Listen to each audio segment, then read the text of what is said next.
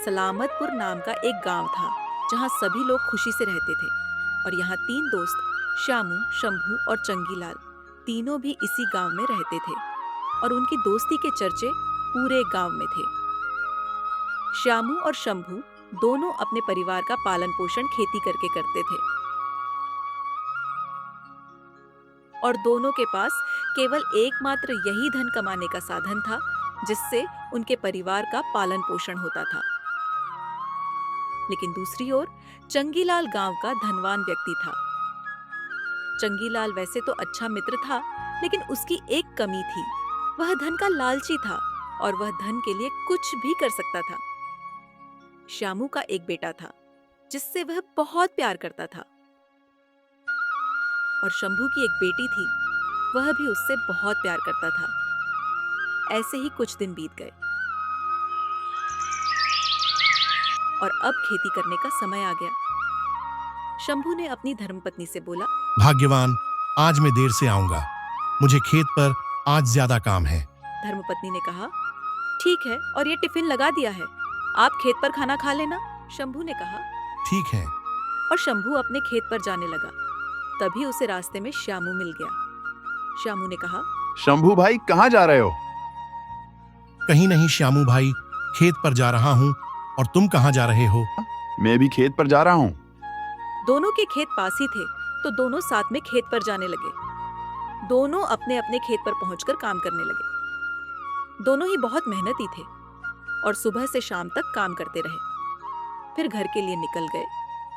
और ऐसे ही कुछ दिन बीत गए और अब दोनों की फसल खेत में लहरा रही थी और वो दोनों बहुत खुश थे। लेकिन कुछ समय बाद गांव में बहुत तेज बारिश होने लगी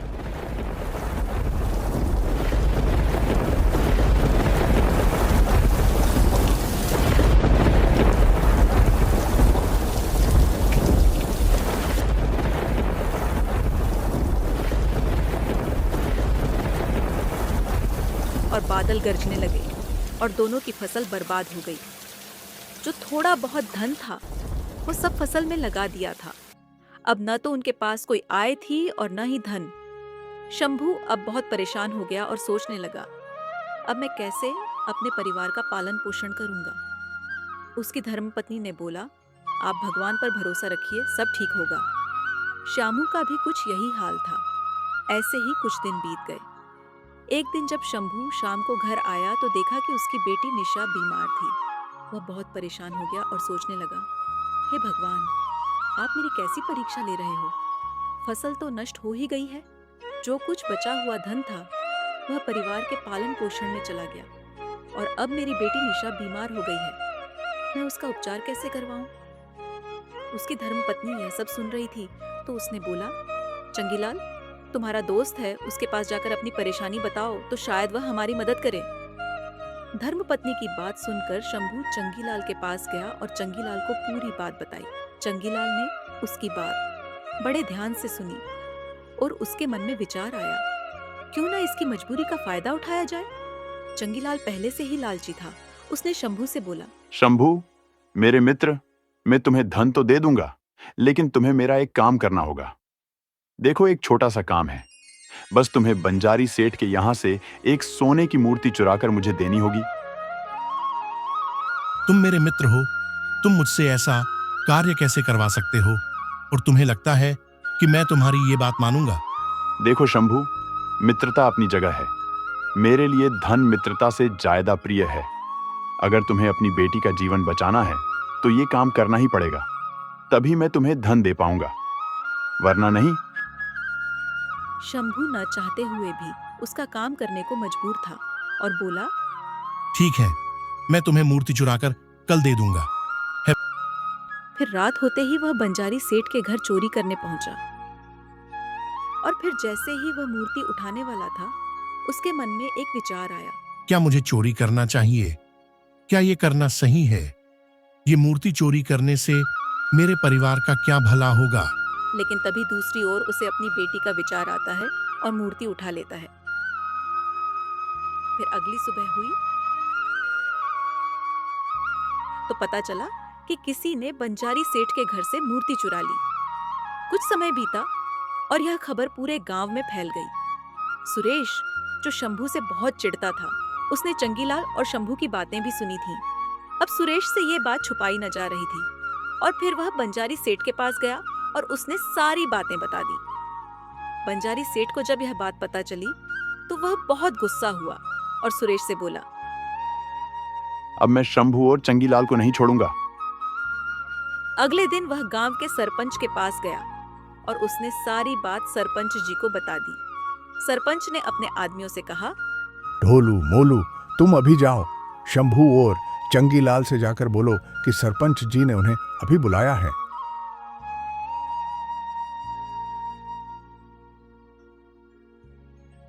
ढोलू और मोलू उनके घर गए और उन्हें बताया कि सरपंच जी ने उन्हें बुलाया है। दोनों सरपंच जी के पास पहुंचे। चंगीलाल सरपंच जी से बोला, सरपंच जी, हमें क्यों बुलाया है?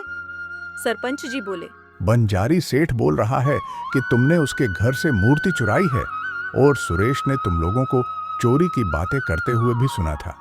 क्या ये दोनों सच बोल रहे हैं? हाँ सरपंच जी, मैंने शंभू से चोरी करने को कहा था और ये गया भी था, लेकिन ये बिना मूर्ति चुराए वापस आ गया। सरपंच जी ने शंभू से कहा, मैंने तुम्हारी गांव वालों से बहुत प्रशंसा सुनी है। तुम्हें ऐसे कौन सी मजबूरी आन पड़ी जो तुम चोरी करने लगे? शंभू बोला, सरपंच जी, मैं चोरी नहीं करता हूँ। और उसने सारी बात सरपंच जी को बता दी। कैसे चंगीलाल ने उसे चोरी करने पर मजबूर किया था। शंभू बोला, है सरपंच जी, मैं गया जरूर था चोरी करने, लेकिन मेरे मन में ख्याल आया कि चोरी के पैसों से मेरी बेटी ठीक नहीं होगी, इसलिए मैंने चोरी नहीं की। सरपंच जी ने उसकी सारी बात सुनी और बोले, तुम्हारी बेटी अब कैसे है? शंभू दुखी स्वर में बोला, सरपंच जी, मेरी बेटी अभी भी बीमार है। सरपंच जी ने कुछ पैसे दिए और कहा, तुम जाओ, पहले अपनी बेटी का उपचार कराओ। और चंगीलाल से बोले, तुमने गरीब लोगों का गलत फायदा उठाते हो और तुमने शंभू को चोरी करने पर मजबूर किया, इसलिए तुम्हें गांव से बाहर किया जाता है और जो तुम्हारी संपत्ति है उस पर अब तुम्हारा कोई अधिकार नहीं होगा। सरपंच जी ने चंगीलाल को ऐसी सजा दी। बंजारी सेठ ने कहा, सरपंच जी, मेरी मूर्ति फिर किसने चोरी की, इसका पता लगवाइए। सरपंच जी बोले, उसका पता अगले पार्ट में लगवाएंगे, जब इस वीडियो पर 1000 लाइक हो जाएंगे।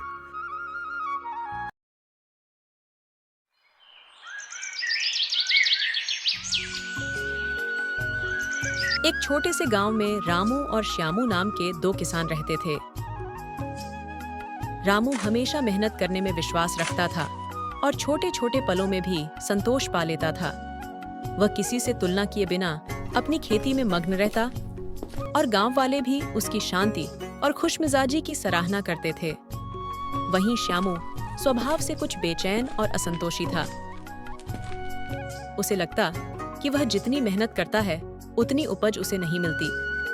हर समय उसके मन में अपनी फसल के बारे में असंतोष रहता और वह अक्सर अपने आप को दूसरों से तुलना करता। एक दिन श्यामू ने देखा कि रामू की फसल फिर से लहरा रही है। उसे रहा नहीं गया और उसने रामू से पूछा, रामू भाई, मैं भी तुम्हारी तरह मेहनत करता हूँ, पर मेरी फसल तुम्हारी जैसी क्यों नहीं होती? श्यामू भाई, शायद फर्क हमारे सोचने के तरीके में है। मेहनत तो हम दोनों करते हैं, लेकिन मैंने अपने मन में संतोष पाया है। क्यों ना हम संत महाराज के पास जाएं? हो सकता है कि वे हमें सही राह दिखा सकें। श्यामू ने सहमति जताई और दोनों संत महाराज के पास पहुंचे। संत ने ध्यान से उनकी बातें सुनी।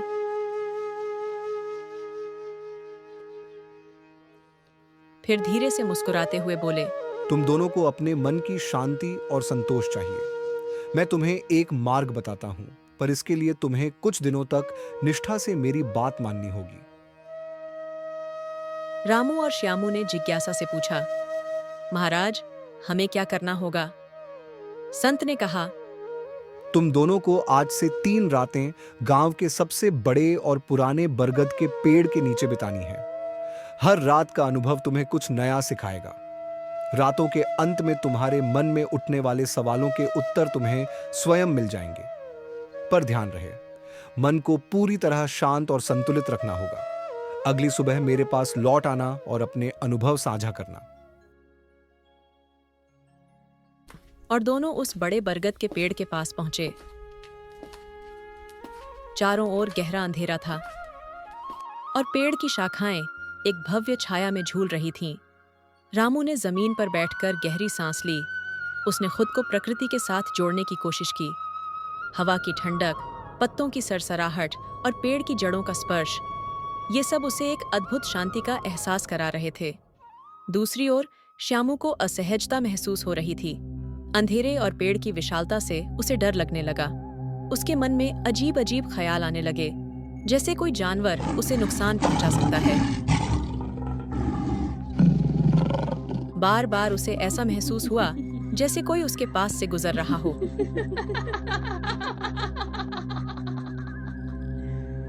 पूरी रात श्यामू बेचैनी में बिता दी, जबकि रामू धीरे धीरे शांति और संतोष में लीन होता गया। अगली सुबह दोनों संत के पास पहुंचे। संत ने मुस्कुराकर पूछा, तो पहली रात का अनुभव कैसा रहा? रामू ने मुस्कुराते हुए कहा, महाराज, मैंने पेड़ के नीचे एक अलग ही शांति का अनुभव किया। प्रकृति से जुड़कर मुझे भीतर की संतुष्टि का एहसास हुआ। श्यामू ने परेशान होकर कहा, महाराज, मुझे तो डर ही लगता रहा। मैं चैन से सो नहीं पाया। संत ने उसे सांत्वना देते हुए कहा, कोई बात नहीं, तुम्हारा मन अब भी शांत नहीं है, पर प्रयास जारी रखो, धैर्य से आगे बढ़ो। रामू और श्यामू फिर उसी पेड़ के नीचे पहुंचे। रामू ने पिछली रात का अनुभव ध्यान में रखते हुए और भी गहरे ध्यान में डूबने का प्रयास किया। इस बार उसने पत्तियों की आवाज, हवा की सरसराहट और मिट्टी की खुशबू को भीतर तक महसूस किया। उसे ऐसा लगा जैसे उसके भीतर एक अंतहीन शांति का स्रोत फूट रहा हो। उसे मन की गहराइयों में अद्भुत संतोष का अनुभव हुआ। दूसरी ओर श्यामू ने सोचा कि वही भी शांति का अनुभव पाने का प्रयास करेगा, पर थोड़ी देर ध्यान लगाने के बाद उसके मन में फिर से विचार उमड़ने लगे। उसे अपनी फसल की चिंता सताने लगी। मेरे खेत में इतनी मेहनत के बाद भी फसल क्यों नहीं बढ़ती? क्यों नहीं मेरी मेहनत का फल मिलता? वह अपने असंतोष को रोक नहीं सका और पूरी रात बेचैनी में बिता दी। अगली सुबह फिर से दोनों संत के पास पहुंचे। संत ने दोनों से उनके अनुभव पूछे। रामू ने खुशी से कहा, महाराज, मैंने प्रकृति से एक गहरा संबंध महसूस किया। मुझे संतोष का एहसास हुआ, जैसे मेरी सारी चिंताएं दूर हो गईं। श्यामू ने निराशा जताते हुए कहा, महाराज, मैं अपनी फसल के बारे में सोचता रहा और शांत नहीं हो पाया। संत ने हंसते हुए कहा, कोई बात नहीं, एक आखिरी रात बची है। इस बार अपना ध्यान केवल संतोष पर लगाओ। तीसरी रात रामू और श्यामू फिर पेड़ के नीचे पहुंचे। रामू ने अपने अनुभवों से सीखते हुए इस बार भी गहरी शांति का अनुभव किया। उसने महसूस किया कि उसके भीतर एक अद्भुत ऊर्जा और संतुष्टि भर रही है, जैसे उसका मन पेड़ के साथ एक हो गया हो। श्यामू ने इस बार सचमुच अपना असंतोष छोड़ने का प्रयास किया। उसने सोचा, संतोष पाने के लिए मुझे असंतोष को त्यागना ही होगा। धीरे धीरे उसने अपने मन को शांति में ढालने की कोशिश की। उसे पहली बार हल्का सा संतोष का अनुभव हुआ। अगली सुबह संत के पास पहुंचकर दोनों ने अपने अनुभव साझा किए। रामू ने संतोष भरे शब्दों में कहा, महाराज, मैंने प्रकृति से एक गहरा संबंध महसूस किया। मुझे संतोष का एहसास हुआ, जैसे मेरी सारी चिंताएं दूर हो गईं। महाराज, मैं अब समझ गया कि असली सुख संतोष में है। मुझे किसी भी बात की कमी महसूस नहीं होती। श्यामू ने भी विनम्रता से कहा, महाराज, मैं भी अब समझ गया हूं कि असंतोष के कारण मैं खुद को और अपनी फसल को नुकसान पहुंचा रहा था। दूसरों से तुलना करना और असंतोष में डूबे रहना ही मेरी कमजोरी थी। संत ने मुस्कुराते हुए कहा, बच्चों, यही जीवन का सबसे बड़ा सत्य है। सच्चा सुख मेहनत, संतोष और मन की शांति में है। जब तक तुम संतोष को मन में जगह नहीं दोगे, सुख का अनुभव नहीं कर पाओगे। संत से यह शिक्षा लेकर रामू और श्यामू अपने अपने खेतों में लौटे। अब रामू अपने शांत स्वभाव के साथ पहले से भी अधिक खुशी से खेत में काम करने लगा। उसने महसूस किया कि मेहनत करने से ज्यादा जरूरी है मन की शांति और संतोष। उसने पहले से ज्यादा ध्यान से अपने पौधों का ध्यान रखा और उनकी उचित देखभाल की। श्यामू ने भी अपनी सोच में बदलाव लाने का प्रयास किया। पहले वह हमेशा दूसरों से तुलना करता था, लेकिन अब उसने यह समझ लिया था कि हर किसी की मेहनत और फसल का एक अलग मूल्य होता है। उसने अपनी फसल को देखने का एक नया दृष्टिकोण अपनाया।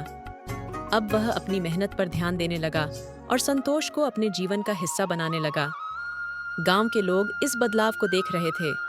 रामू की फसल पहले से ज्यादा हरी भरी और स्वस्थ हो गई थी। श्यामू की फसल भी अब धीरे धीरे सुधारने लगी। उसकी मेहनत का फल अब दिखने लगा।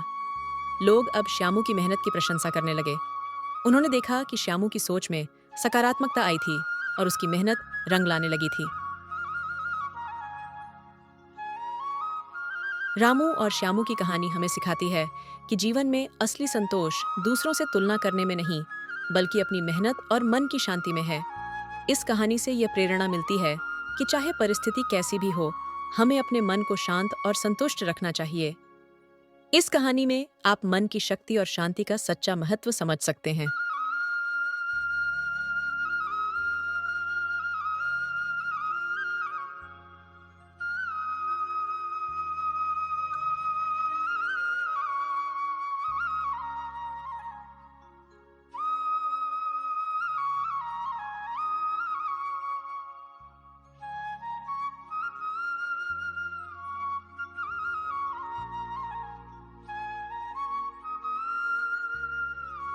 अगर आपको हमारे वीडियो अच्छे लगते हैं तो इस चैनल को सब्सक्राइब करें, लाइक और शेयर करें ताकि हम आपके लिए ऐसे वीडियो बनाते रहें।